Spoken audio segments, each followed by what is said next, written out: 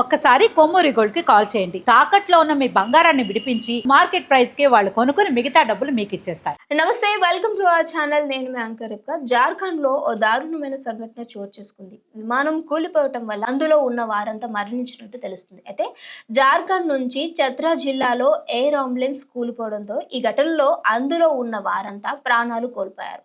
Air ambulance take up అయినటువంటి కొద్దిసేపటికి ATC తోటి సంబంధాలు కోల్పోయాయి. ఫలితంగా ప్రమాదం జరిగినట్టు తెలుస్తుంది. ఇంతకీ జార్ఖండ్ నుంచి ఢిల్లీకి ఎయిర్ అంబులెన్స్ ఎందుకు వెళ్తుంది? Red bird air versus private limited కు చెందిన బీచ్ క్రాఫ్ట్ C-90 విమానం అది. అయితే కాలిన గాయాలతో ఉన్నటువంటి 41 ఇయర్స్ ఉన్నటువంటి సంజయ్ కుమార్ ని ట్రీట్మెంట్ కోసం జార్ఖండ్ రాజధాని రాంచీ నుంచి రాత్రి 7 గంటల సమయంలో ఢిల్లీకి తరలిస్తున్నారు. అయితే ఎయిర్ అంబులెన్స్ టేకప్ అయినటువంటి 23 నిమిషాల తర్వాత అది రాడార్ తోటి సంబంధాన్ని కోల్పోయింది. చత్రా జిల్లా సిరియా వద్ద అటవీ ప్రాంతం ఒకటి ఉంది. సో అక్కడ కూలిపోయినట్లు సమాచారం ఉంది.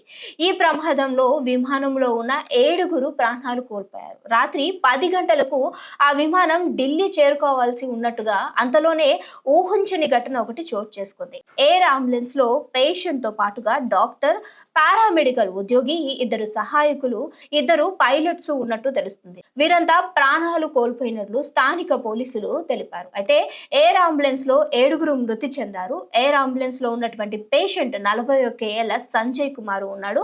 డాక్టర్ వికాస్ కుమార్ గుప్తా ఉన్నారు. అలాగే పారామెడికల్ సిబ్బంది సచిన్ కుమార్ మిశ్రా అండ్ అలానే పేషెంట్ సహాయకులు అర్చనా దేవి, మధుర కుమార్, 2 పైలట్ కో పైలట్స్ కూడా ఉన్నట్టు తెలుస్తుంది. వివేక్ వికాస్ భగవత్ అండ్ అలానే కో పైలట్ వచ్చేసి సావ్రాజ్ దీప్ సింగ్ గా గుర్తించారు.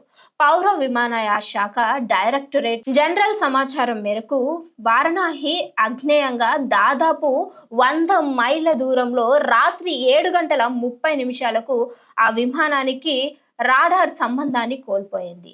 లతేహార్ జిల్లాలోని చాంద్వాద్ ప్రాంతానికి చెందినటువంటి 41 ఏళ్ల సంజయ్ కుమార్ 65% కాలిన గాయాలతోటి బాధపడుతున్నాడు.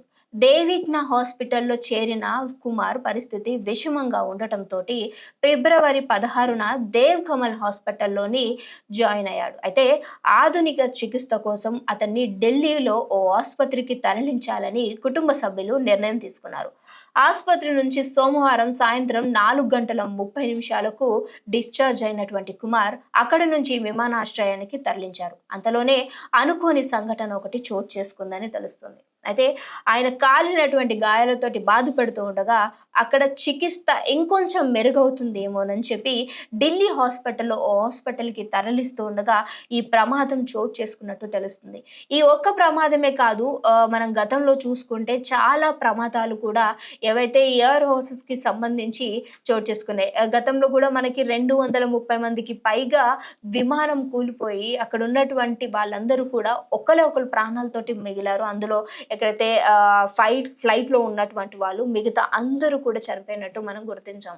సో ఈ యొక్క ఫ్లైట్ అనే కాదు, సో రోడ్డు వాహనాలు కావచ్చు, చాలా కూడా ప్రమాదాలు జరుగుతూ ఉన్నాయి.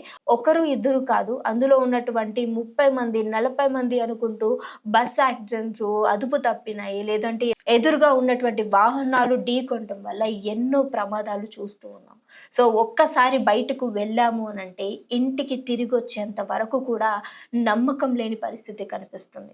సో డ్రైవర్స్ ఏమన్నా అంటే మనకి ఎక్స్పీరియన్స్ లేని వాళ్ళు ఉన్నారంటే చాలా ఎక్స్పీరియన్స్ ఉన్నటువంటి ఇయర్స్ ఎక్స్పీరియన్స్ ఉన్నటువంటి డ్రైవర్సే ఉంటూ ఉంటారు. అండ్ అదే పైలట్స్ కూడా చూసుకుంటే అన్నీ చూసుకుంటూ ఉంటారు. కానీ ఎందుకు ఇలాంటివి జరుగుతున్నాయి అనంటే దీనికి నిజంగా ఎవరి దగ్గర సమాధానం లేదు. బట్ బయటకు వెళ్ళినప్పుడు డెఫినెట్గా జాగ్రత్తగా ఉండాలి. ఆ తల్లిదండ్రులు నాకు తెలిసినంత వరకు అక్కడ చికిత్స బాగాలేదు కదా, సో ఇంకో దగ్గర తీసుకెళ్తే ట్రీట్మెంట్ బాగుంటుంది అని చెప్పేసి ఢిల్లీకి తరలిస్తున్న క్రమంలో ఇలాంటి ప్రమాదం జరిగి 7గురు ఉన్నటువంటి వాళ్ళు అక్కడికక్కడికే మరణించడం, స్పాట్ డెత్ అనేది నిజంగా తల్లిదండ్రులు తీసుకోలేని పరిస్థితి. వాళ్ళు అనుకుంటూ ఉండొచ్చు, ఈ హాస్పిటల్లో ఉండుంటే బహుశా నా కొడుకు ప్రాణాలతో ఉండుండేవాడేమో అని. సో చూసారు కదా, నిజంగా ఈ విషయాన్ని చూసిన తర్వాత మీకేమనిపించింది అనేది మస్ట్ అండ్ షుడ్గా కామెంట్ చేయడం మర్చిపోకండి. సో బయటికి వెళ్ళేటప్పుడు బీ సేఫ్.